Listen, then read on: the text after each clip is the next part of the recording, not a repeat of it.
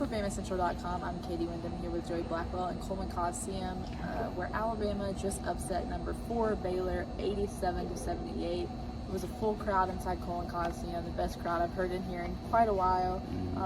And Joey, it was just everything kind of came together today for Alabama to get back on track. Everything came together. Alabama obviously has been struggling with effort over the past, really the whole month of January and even back in December, but that was kind of thrown out the window for this game. Really strong effort on both ends of the court for Alabama.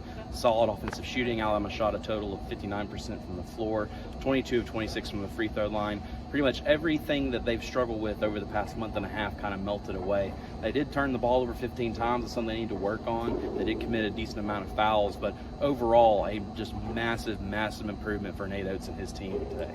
Yeah, the defensive intensity was there from the very beginning. You could see a noticeable difference, and it's kind of been, that's kind of been their issue all year. So they play up or down to their opponent, which Nate Oates said in the leading up to the game on Friday that he hopes they played up to their opponent this week, and they obviously did.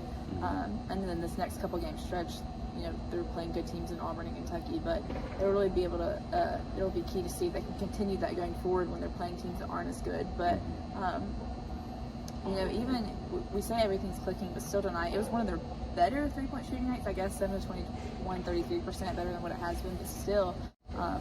Alabama upset number 4 without really shooting it great from beyond the arc. And so if they can get the kind of intensity they had tonight on defense, combine it with some more three-point shooting from guys like JQ. And tonight I asked him after the game, how good it felt to get some shots down, because he was 3 of 6 from 3. I think he's really struggled on the offensive end. He just said it felt good. Nate Oates said he talked to a sports psychologist and his dad. And JQ said he hasn't really lost confidence in his shot. This team kind of goes as he goes, so if he can keep it up, that'll be big for Alabama. And then another big thing for Alabama tonight was the return of Juwan Gary. Yeah, Juwan Gary very impactful. Finished the game with. Sorry, I've already closed my notes out, but he already had a decent 15 points. 15 points, yeah, 15 points. He did well on both ends of the court. He also had a very game-changing block there late in the second half that kind of started to put Baylor there away near there at the end.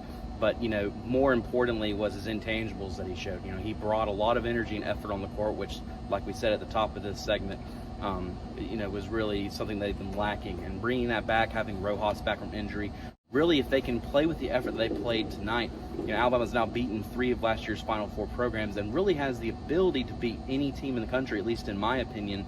And it's just a matter of, can they sustain that discipline and sustain that effort against teams, like you said, against the Ole Misses of the conference and the Georgias of the conference. And if they can do that, then this is a team that can definitely still turn things around with just roughly 6 weeks left in the regular season. Yeah, I would say it's not even just your opinion that they can beat anyone. I think that's what they've showed us. They've beaten 3 top 7 teams, beaten 2 teams that have been ranked number 1 at some point this season. And speaking of number 1, we'll have a chance on Tuesday night against Auburn, a team that they were tied with minutes to go in the first matchup in Coleman Coliseum a couple weeks ago. It'll be a big one in Auburn on Tuesday night. But for right now, a good top 4 win for the SEC for Alabama gets the SEC, I believe, with Kentucky winning now. The SEC has won the SEC Big 12 Challenge. So a good day for Alabama, a good day for the SEC. And up next will be Auburn. For Joey Blackwell, I'm Katie Windham, and this has been another edition of BamaCentral Courtside.